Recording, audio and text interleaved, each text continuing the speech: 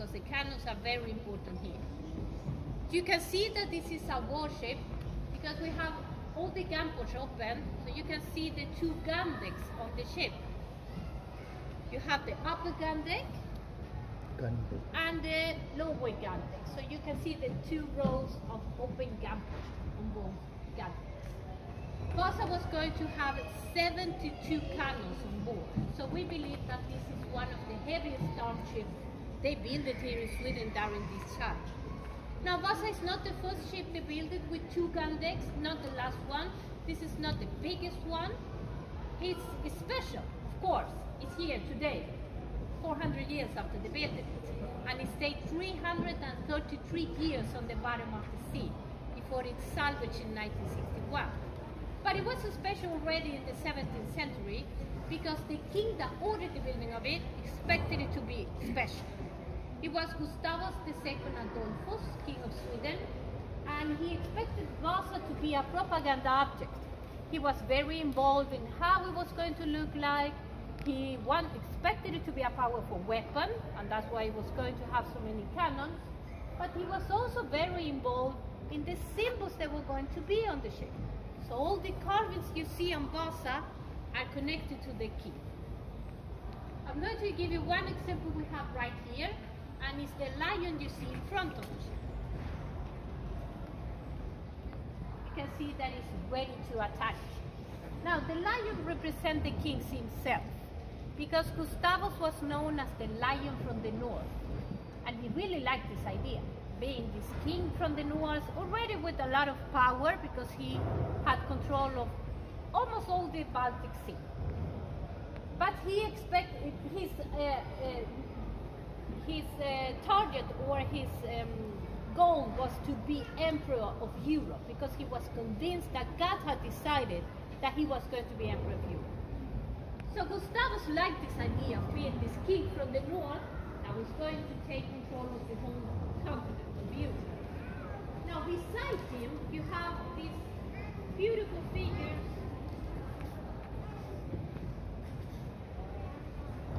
Same figures on the other side of the big head. Those are Roman emperors. But Gustavus, he's taking Augustus' place because he believed that Augustus was the greatest of them. So this has to be with this idea that Gustavus had, that he was going to be like Augustus, like a Roman emperor. Now, lucky for Gustavus, Swedish king, he wasn't here in Stockholm when Vasa had his maiden voyage, because the ship sank, and it sank right away.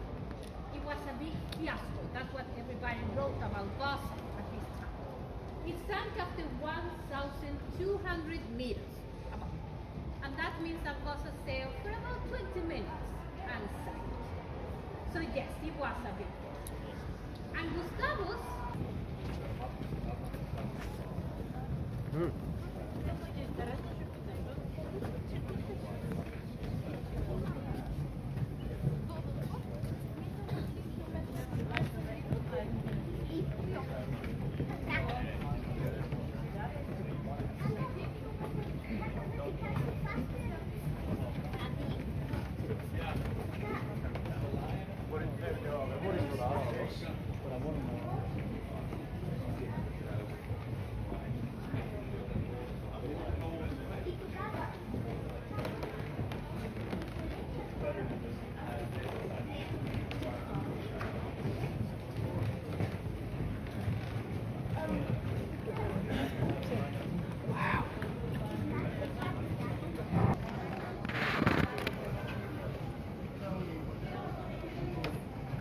so we are standing in front of the castle, and you can see that it's very high, and there's a lot of carvings here too. Let's go back to the 10th of August of 1628. It was a Sunday, and we know this because what you can read in the letter that the king got was that it was a sunny Sunday day here in the bay. People went to church in the morning like they have to do, and then they gathered around the bay to see the king's new flagship. King Gustavus gave Captain Suffering the order that he had to do a salute with all the cannons, and this is important because this is a way of showing everybody how powerful your ship is. So they fired the cannons on both sides of the ship twice, just to show everybody, the spies, that the ship was very powerful. Now after they made the salute, the ship heeled on port side because a gust of wind came from the south that made the ship heel. But Vasa went to straight position again, but then another gust of wind made it heel again, and this time Vasa went too close to the water on port side. That's port side of the ship, that side over there. And after they made the salute, the gangport was still open. So the water started to rush in through the open gangport. The hull of the ship starts to fill with water very fast, and the ship went down 33 meters deep, very fast. If there's something you can really know, the dock